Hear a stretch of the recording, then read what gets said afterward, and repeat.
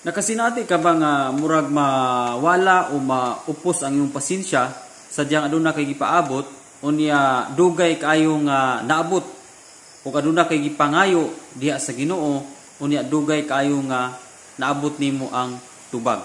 Usahay madala kita sa ato ang tawhanon nga dili ta makapaabot o kumbaga mawala dayon ang ato ang pasensya. So puli kini nga sambingay kini nga video makatuna nato ni sa unahan niini nindot kayong lesson nga tumakuha nini guys. Unta matapos nimo ni nga video para makatuna nato kay basin duna tay gipangayo sa Ginoo unya hantud karon wala pa unya murag na discourage ta murag nawala atong pasensya kay dugay kay naabot atong gipangayo sa Ginoo.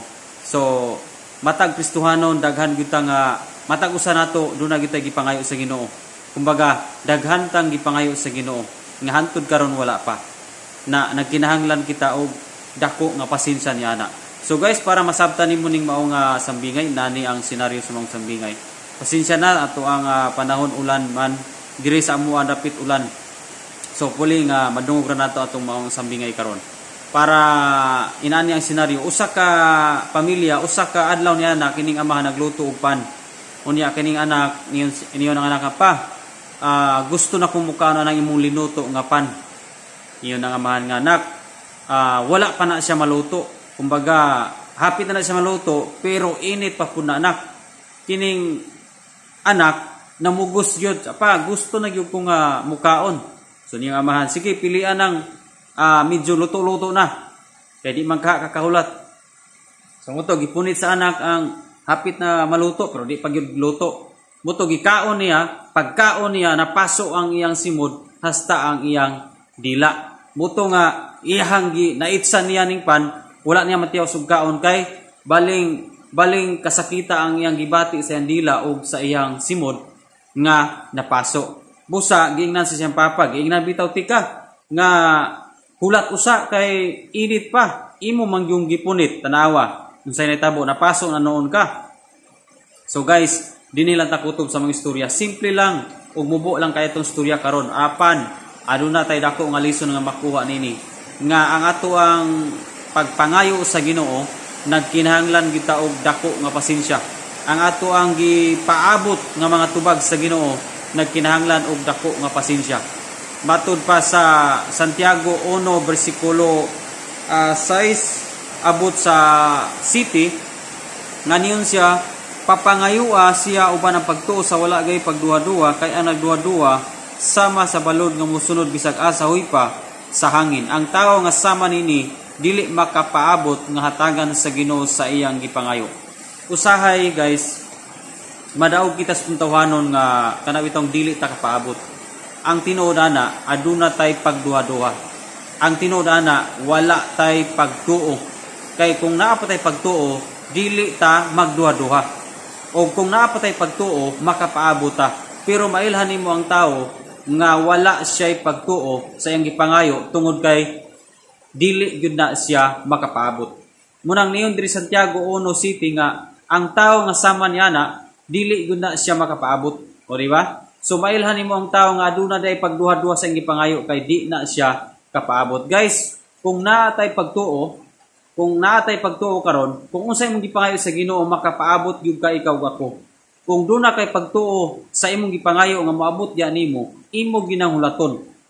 Kay ang atong manggong gipangayo atong giampo sa Ginoo, sama mong guni ga-order ta diha sa mga example sa Jollibee, di ba? Diha sa Jollibee dili ka makakaon dayon.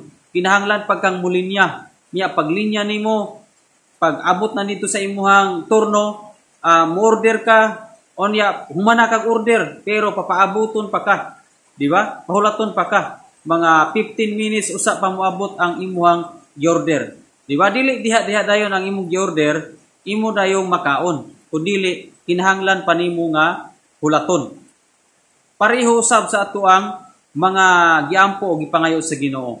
Natay gipangayo sa Ginoo nga need gyud nato nga hulaton kay moabot ra gyud na siya.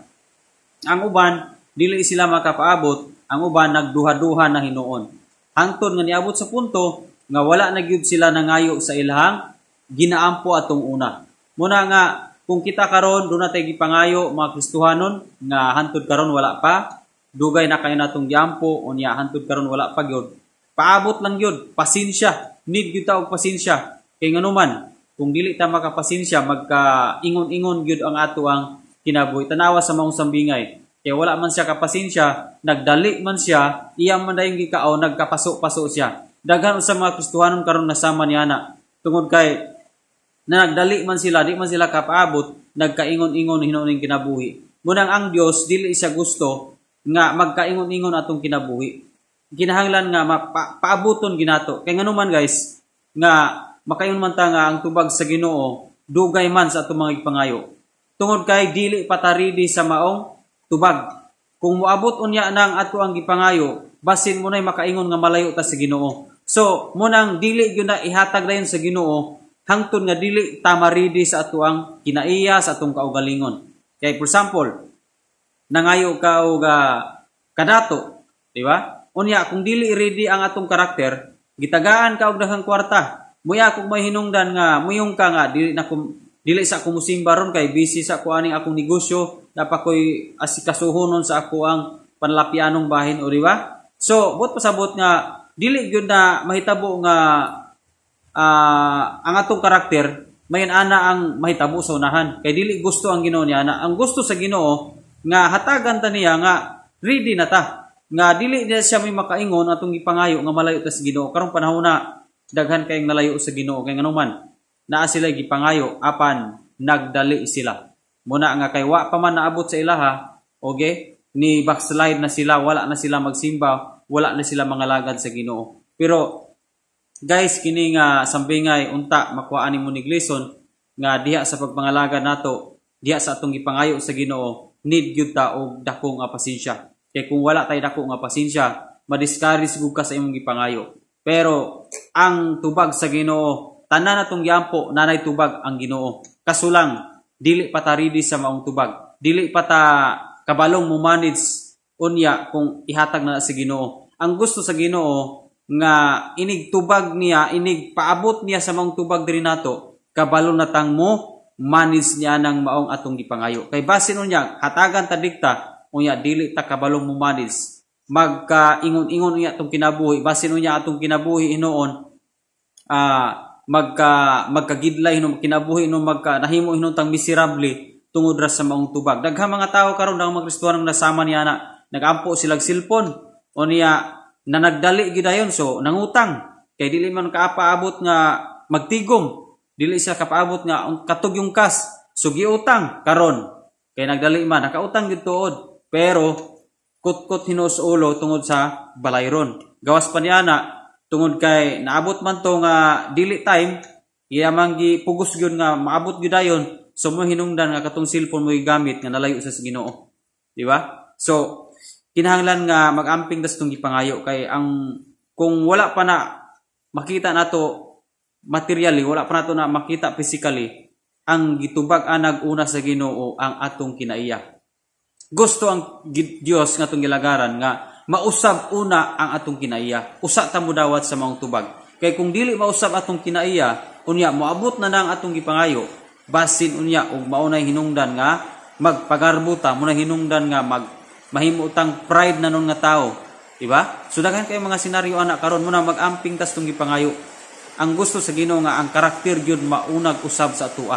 Una niya ihatag ang atong gipangayo kay nagpasabot na nga kabalo na tang mumanage unya kung maabuto ato ang gipangayo. So dinila ta kutob guys, so puli nga nasabtan nato ning maong sambingay nga hinanglan kita nga adunay pasensya. Kay basi di ay ang atong gipangayo basi gitan-aw pa sa Ginoo ang imong karakter o akua nga dili pataangayan sa ato ang gipangayo. So God bless guys, dinila ta kutob sa atong istorya. Unta do na kay lesson nga nakatunan nini. Kung bako pa nga channel guys, ay kalimot sa pag-subscribe para updated ka sa daghan man atong mga istorya. Kung gusto kag daghang istorya guys, daghan natang na-upload ng mga istorya, scroll up lang, pili lang sa atong mga sambingay sa Kristohanon. Magamit nimo ni pag-share sa pulong sa Ginoo. God bless. Glory to God.